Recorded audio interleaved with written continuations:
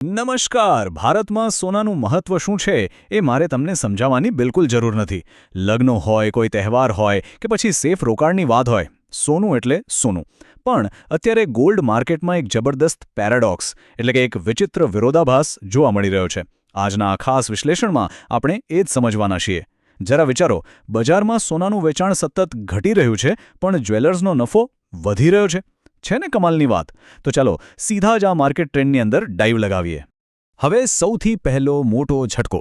CRISIL રેટિંગ્સનો એક latest report આવ્યો છે અને એ મુજબ આ ચાલુ નાણાકીય વર્ષમાં સોનાના દાગીનાના વેચાણમાં સીધો 15% સુધીનો ધરખમ ઘટાડો થઈ શકે છે.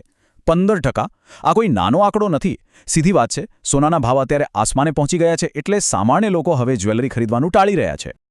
આ ઘટાડો ખરેખર કેટલો મોટો છે એને જરા વોલ્યુમ એટલે કે કુલ જથ્થાના સંદર્ભમાં સમજીએ. આખા વર્ષનું કુલ વેચાણ ઘટીને માંડ 620થી 640 ટન સુધી જ પહોંચવાની ધારણા છે. તમને જાણીને આશ્ચર્ય થશે કે છેલ્લા આખા એક દાયકામાં, છેલ્લા 10 વર્ષમાં આ સૌથી નીચું સ્તર છે. ભાવ વધારાએ લોકોના ખિસ્સા પર એવી અસર કરી છે કે ખરીદ શક્તિ સાવ તળિયે બેસી ગઈ છે. તો આ હતો પહેલો વિરોધાભાસ. હવે જોઈએ કે ગ્રાહકોની પસંદગી કેવી રીતે બદલાઈ રહી છે અને લોકો ભારે દાગીનાથી હળવા દાગીના તરફ કેવી રીતે વળી રહ્યા છે. તમે જુઓ, માર્કેટમાં અત્યારે એક નવો જ ટ્રેન્ડ સેટ થઈ રહ્યો છે. પહેલાં લોકો લગ્નમાં કે પ્રસંગોમાં મોટા, ભારે અને ટ્રેડિશનલ દાગીના લેવાનું પસંદ કરતા. પણ હવે બજેટ પણ તો સાચવવું પડે ને. એટલે ખરીદદારો સ્માર્ટ બની ગયા છે. 24 કે 22 કેરેટના ભારે દાગીનાને બદલે હવે 16 થી 22 કેરેટના હલવા વજનવાળા અથવા તો ડાયમંડ કે સ્ટોન સ્ટડેડ દાગીનાનું ચલણ વધી ગયું છે. લુક પણ સારો આવે અને ખિસ્સાને પોસાય પણ ખરું. પણ રોકાણની વાત આવે ત્યારે પિક્ચર સાવ અલગ છે.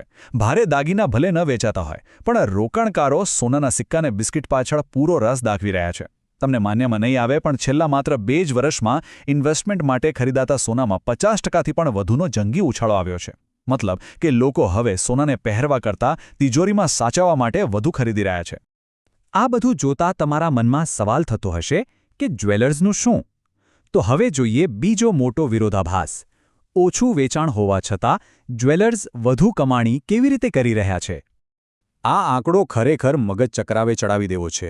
માર્કેટમાં સેલ્સ ડાઉન છે, છતાં ઓર્ગેનાઇઝ્ડ એટલે કે સંગઠિત જ્વેલર્સ આ નાણાકીય વર્ષમાં પોતાની આવકમાં 20થી 25%ના જંગી ગ્રોથની અપેક્ષા રાખી રહ્યા છે. ભલે ગ્રાહકો ઓછું સોનું ખરીદી રહ્યા હોય, પણ જ્વેલર્સનું પ્રોફિટ માર્જિન અને ટોટલ રેવન્યુ અત્યારે એકદમ રોક સોલિડ છે. તો આ જાદુ થાય છે કેવી રીતે? જ્વેલર્સની સ્ટ્રેટેજી શું છે? સિમ્પલ છે. મુખ્ય 3 બાબતો છે. પહેલું, સોનાના ભાવ એટલા ઊંચા છે કે જો વજનમાં ઓછું સોનું વેચાય તો પણ રૂપિયામાં તો મોટી રકમ જ મળે છે. બીજું, મોટા જ્વેલર્સ હવે માત્ર મેટ્રો સિટીમાં જ નથી બેઠા. તેઓ ટાયર 2 અને ટાયર 3 જેવા નાના શહેરોમાં પણ પહોંચી ગયા છે. અને ત્રીજું, ફ્રેન્ચાઇઝી મોડલ. આ મોડલ દ્વારા તેઓ એટલું આક્રમક રીતે વિસ્તરણ કરી રહ્યા છે કે વોલ્યુમ ઘટવા છતાં તેમનો ઓવરઓલ બિઝનેસ સેફ રહે છે.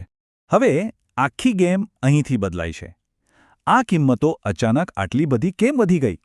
આ સમજવા માટે આપણે ગ્રાહક અને દુકાનદારના લેવલથી બહાર આવીને મેક્રો ઇકોનોમિક્સના મોટા પિક્ચરને જોવું પડશે. એવું તે શું થયું કે સરકારે અચાનક ગોલ્ડ માર્કેટમાં મોટી દખલગીરી કરવી પડી? ચાલો સમજીએ. આની પાછળનું મુખ્ય કારણ છે ભારતની સોનાની આયાતની સમસ્યા અને $72 અબજ જંગી આઉટફ્લો. જરા આ આર્થિક આંકડાઓ પર નજર કરો એટલે તમને ખ્યાલ આવશે કે પ્રોબ્લેમ કેટલો મોટો છે. ફાઇનાન્શિયલ યર 2026ના અંદાજ મુજબ ભારત લગભગ 720 ટન સોનાની આયાત કરે તેવી ધારણા છે. 720 ટન! અને આટલું જંગી સોનું ખરીદવા માટે દેશે લગભગ $72 અબજ જેટલું વિદેશી હુંડિયામણ બહાર ચૂકવવું પડશે. અર્થતંત્રની ભાષામાં કહીએ તો આટલા મોટા પાયે ડોલર દેશની બહાર જાય એ કોઈ પણ દેશની ઇકોનોમી માટે એક બહુ મોટો પડકાર છે.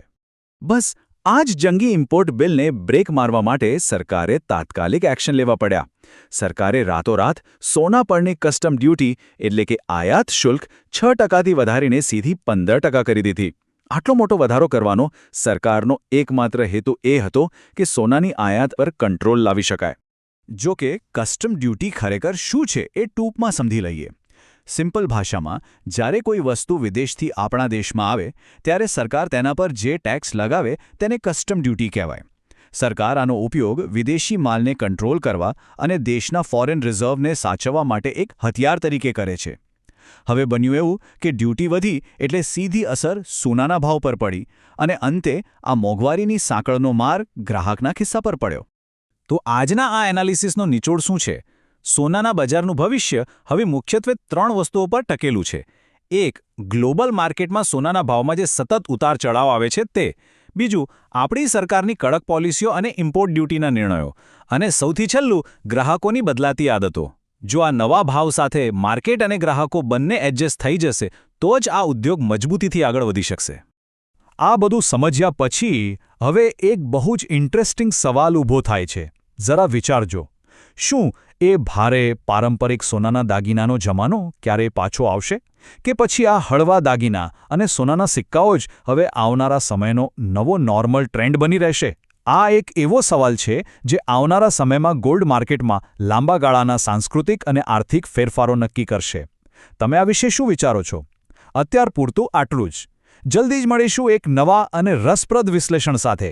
ત્યાં સુધી આવજો.